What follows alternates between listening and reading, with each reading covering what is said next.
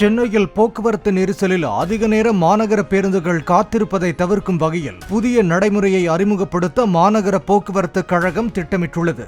சிக்னலுக்கு அருகே பேருந்துகள் அதிக எண்ணிக்கையில் நின்றால் பச்சை விளக்கு கூடுதல் நேரம் ஒளிரும் வகையில் சிக்னல்களில் மாற்றம் கொண்டுவர முடிவு செய்யப்பட்டுள்ளது. முதற்கட்டமாக வரும் ஜனவரி இறுதிக்குள் ஆலந்தூர் முதல் சென்னை விமான நிலையம் வரையிலான ஜிஎஸ்டி சாலையில் சோதனை முறையில் இத்திட்டம் அறிமுகம் செய்யப்பட உள்ளதாக எம்டிசி தரப்பில் தெரிவிக்கப்பட்டுள்ளது.